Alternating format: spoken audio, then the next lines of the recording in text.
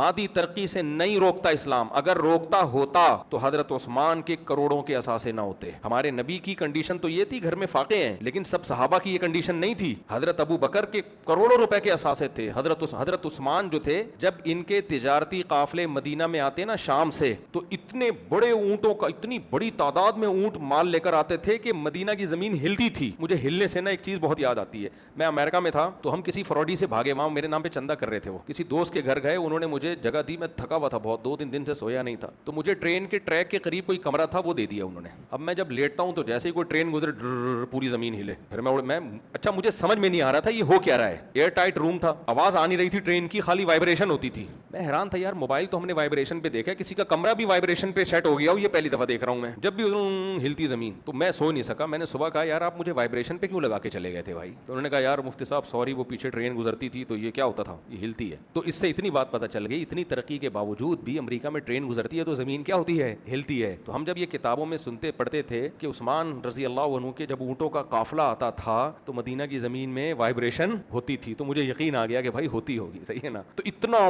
بڑا تجارتی قافلہ آتا تھا. تو ہمارے نبی نے ان سے یہ نہیں فرمایا کہ عثمان میرے گھر میں فاقے چلتے ہیں اور تم کروڑوں خربوں کا بزنس کر رہے ہو, نہیں منع کیا ان, کیونکہ یہ اسلام کو جو ترقی ملی ہے اس میں حضرت عثمان کی بہت زیادہ کوآرڈینیٹ کیا حضرت عثمان نے. حضرت عثمان کے دور کے کنویں اب تک چلے آ رہے ہیں جو انہوں نے وقف کیے تھے. بہت سارے, عبد الرحمن ابن عوف رضی اللہ عنہ بہت مالدار صحابی تھے. حضرت مغیرہ ابن شعبہ بہت مالدار. حضرت نے مغیرہ ابن شعبہ کی مالداری کا ایک واقعہ سناتا ہوں, خواتین ناراض نہ ہو, ظاہر جب مال زیادہ تھا تو بیویاں بھی زیادہ تھیں. جب نکاح کرتے نا تو 3 دن ولیمہ کرتے تھے وہ, اور لنگر چلتا تھا 24 گھنٹے. ہم نے بڑے بڑے ولیمے دیکھے ہیں, بہت لگژری ولیمے دیکھے ہیں, بڑے بڑے مالداروں کے, آؤ اور کھا کے نکل جاؤ, 12 بجے لائٹیں بند, اس سے زیادہ نہیں دیکھا ہم نے. حضرت مغیرہ بن شعبہ کا ولیمہ جو ہوتا تھا نا, 3 دن تک کیا چلتا تھا, لنگر. 3 دن جتنے لوگ آئیں کھائیں جائیں. ہم پاکستانی ہوتے تو 6 چکر ہم ہی لگا کے آ رہے ہوتے, گھوم کے واپس اگلے دروازے سے آئے, پھر کھا کے چلے, پھر آتے پھر چلے جاتے. بہت پیسہ تھا بعض صحابہ کے پاس. حضرت زبیر ابن عوام رضی اللہ تعالیٰ عنہ جب شہید ہوئے تو بہت دولت نکلی ان کی. تو اگر دولت رکھنا یا مادی ترقی بری چیز ہوتی تو نبی ان کو منع کرتے نا, نبی نے کوئی منع نہیں کیا. پھر نبی نے اپنی حالت ایسے کیوں رکھی, اس میں حکمتیں تھیں, کیونکہ آپ آخری نبی تھے.